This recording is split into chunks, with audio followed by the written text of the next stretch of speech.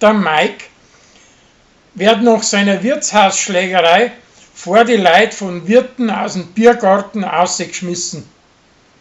Also sauft er in einem anderen Wirtshaus weiter und da trifft er seine alte Lieb wieder, Christa, und stopft mit ihr.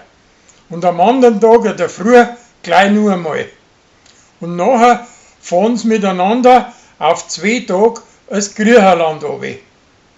Danach sauft er wieder weiter.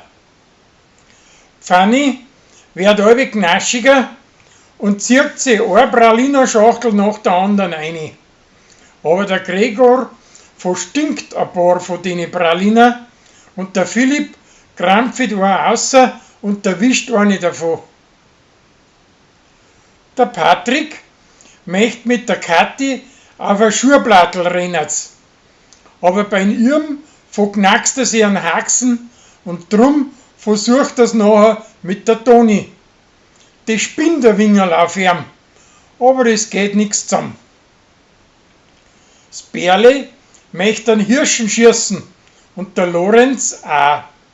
Ein Holztaus rumpeln sie aber nachher unversehens zusammen. Also, dass sie einen Schuss lässt und der Hirsch verschwindet. Der Felix nimmt aus dem Metzgerladen eine Weinflaschen, ohne dass er etwas sagt. Und Annalena schmeißt den größeren Teil von der ganzen Ware weg, weil nicht zugesperrt gewesen ist und weil es heißt, dass jemand umgeht und in die Kramerladen ein Ratzengift als Essen einmischt.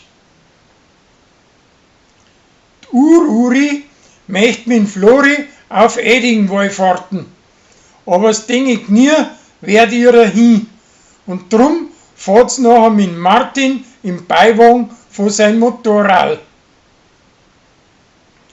An Brei, sein Nachtwächter, ist überstanden und gehört schon längst ein Trinken geschickt. Aber die Wachling haben alle miteinander zu feig, dass sie es ihm sagen.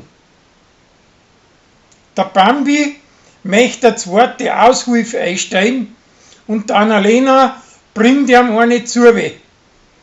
Aber die ist das gleiche Gescheithaferles wie er selbst und findet sich schließlich zminger drin etwas Besseres.